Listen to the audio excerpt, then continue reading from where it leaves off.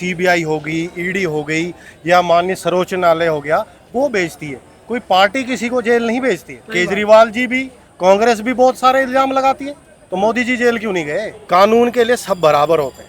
उन सर्वोच्च न्यायालय के लिए मोदी जी भी वैसे ही हैं, अमित शाह भी वैसे ही हैं, केजरीवाल भी वैसे ही हैं, अखिलेश यादव। ये व्यक्ति जो है ये चोरियां कर रहा है, ये शीश महल बना रहा है, इसने यमुना को साफ नहीं किया।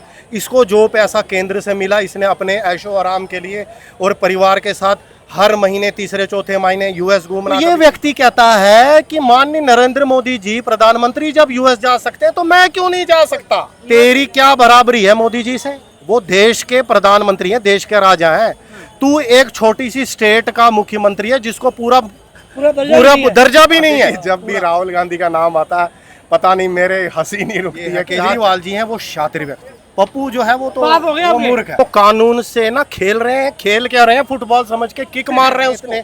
जब तुम्हारी पार्टी में कोई वाजपेयी चला जाता है तो वो भी दूध का गुलाब। ईडी के एविडेंस में दम है केजरीवाल के खिलाफ जो लगा रखे? बिल्कुल दम है।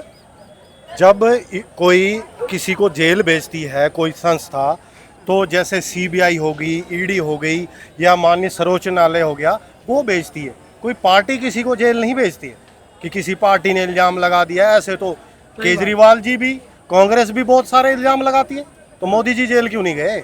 कोई है केस मोदी जी के खिलाफ? मैं आपके माध्यम से पूछना चाहता हूँ, आपका बहुत बड़ा चैनल है, बताइए। बिल्कुल ठीक है कि देखो ये न्यायपालिका है वो स्वतंत्र है अपने डिसीजन लेने के लिए। अपीलेंट कोर्ट इसलिए होती है कि जो किसी लोअर कोर्ट के फैसले में जो कमी रह जाती है वो अपीलेंट कोर्ट पूरा करती है। लेकिन बात तो ये है ना कि 3 महीने से केजरीवाल जेल में पड़े हुए हैं।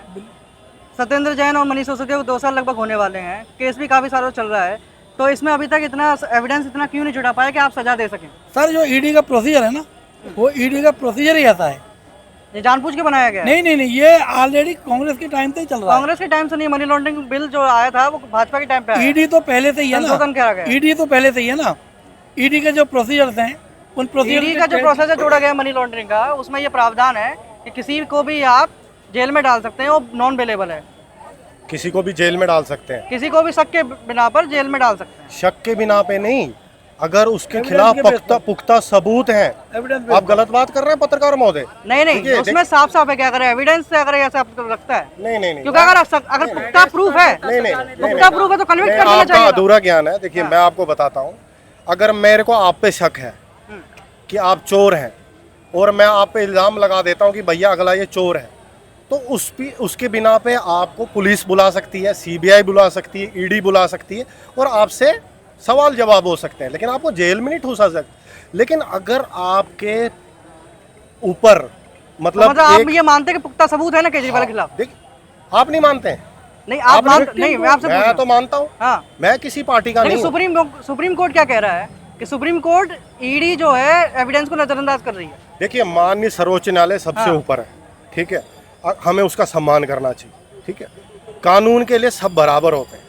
उन सर्वोच्च न्यायालय के लिए मोदी जी भी वैसे ही हैं, अमित शाह भी वैसे ही हैं, केजरीवाल भी वैसे ही हैं, अखिलेश यादव भी। अगर किसी के खिलाफ पुख्ता सबूत मिलते हैं कि ये व्यक्ति जो है ये चोरियां कर रहा है, ये शीश महल बना रहा है, इसने यमुना को साफ नहीं किया, इसको जो पैसा केंद्र से मिला इसने अपने ऐशो आराम के लिए और परिवार के साथ हर महीने तीसरे चौथे महीने यूएस घूमना, कभी किसी देश में जाना, इस व्यक्ति से, इस नाग से एक बार ये पूछा गया था कि तू ये बता कि तू यूएस क्या करना चाहता है, वो भी पूरी फैमिली के साथ, तेरा क्या मतलब बनता है? तो ये व्यक्ति कहता है कि माननीय नरेंद्र मोदी जी प्रधानमंत्री जब यूएस जा सकते हैं तो मैं क्यों नहीं जा सकता? यूएस नहीं, सिंगापुर जाने की बात हुई। सिंगापुर हो, यूएस हो, कहीं पे भी हो, किसी एक देश की बात नहीं हुई थी। अगर अब तेरी क्या बराबरी है मोदी जी से? वो देश के प्रधानमंत्री हैं, देश के राजा हैं। तू एक छोटी सी स्टेट का मुख्यमंत्री है जिसको पूरा दर्जा भी नहीं है पूरा स्टेट का, और उनको बड़े बड़े नेताओं से जो भी उनके मतलब काउंटर पार्ट में नेता हैं, चाहे अमेरिका के राष्ट्रपति हों, चाहे किसी देश के प्रधानमंत्री हो, उनसे मिलना है, देश को विश्व गुरु बनाना है। तेरा क्या मतलब बनता है? तू क्या करने जाता है सिंगापुर? तू क्यों नहीं बताता? और तेरा दोस्त राहुल गांधी क्यों नहीं बताता कि वो थाईलैंड क्या जाता है हर महीने बैंकॉक मसाज कराने? क्यों नहीं बताता? क्यों जाते हैं भैया, क्यों जाते हैं आप बता दीजिए। मसाज कराने जाते हैं, एंजॉय करने जाते हैं, एंजॉय करने पैसा दिल्ली की तरफ, पैसा हम नहीं कह रहे, जनता का नहीं, पैसा दिल्ली की जनता का, हम तो कह रहे हैं। वैसे सही कह रहे हैं। हाँ, पैसा दिल्ली की जनता का। देखिए जब भी राहुल गांधी का नाम आता है पता नहीं मेरे हंसी नहीं रुकती है, क्या चक्कर है, मुझे क्या हो गया है मुझे पता नहीं। उस व्यक्ति को कुछ तो दिमागी मानसिक प्रॉब्लम है, पहले मुझे ऐसा नहीं लगता था। माननीय जो ये है केजरीवाल जी हैं वो शातिर व्यक्ति, इसमें कोई शातिर कहा मैंने, केजरीवाल शातिर व्यक्ति। मेरी बात पूरी बात होने दीजिए ना आप, समझदार नहीं कहा मैंने, ध्यान दीजिएगा मेरे शब्दों पे, शातिर कहा मैंने। और पप्पू जो है वो तो बात हो गई वो आपकी। मूर्ख है। शातिर व्यक्ति है केजरीवाल। केजरीवाल शातिर व्यक्ति। केजरीवाल तो शातिर है। हाँ, इसमें किस तरह से? केजरीवाल पहले भी अधिकारी रहा, सारे कानून को जानकार है वो। हाँ। और कानून से खेलना उसका तो व्यवहार कानून से खेल रहे हैं। कानून से खेल नहीं रहे। अभी उनका सरकार चलेगा, वो जेल जा रहे हैं, वहीं से सरकार चला रही है, तो कानून से खेल नहीं रहे। कानून से खेल रहे हैं कह रहे हैं भैया कौन खेल रहे हैं कानून से? केजरीवाल। केजरीवाल कहाँ से कानून से खेल सकता है? केजरीवाल तो कानून के अंदर घुसा हुआ है ना, जेल में है, वो कैसे खेल सकता है? ये बिल्कुल सत्य बात की है उन्होंने, वो कानून से ना खेल रहे हैं, खेल क्या रहे हैं, फुटबॉल समझ के किक मार रहे हैं उसको। जब माननीय सर्वोच्च न्यायालय उस पर डंडे बरसाएगी ना तब उस व्यक्ति को पता चलेगा, ये उसके कर्मों का फल है। माननीय पत्रकार महोदय, ये धरती गोल है और ऐसे ही कर्मों का फेरा होता है। जैसा आप यूनिवर्स में जैसा आप एनर्जी भेजते हैं ना वैसा ही घूम फिर के आपके ऊपर आता है। लेकिन बात तो ये है कि 95% जो केसेस हैं ईडी के वो विपक्षी नेताओं के खिलाफ हैं खाली।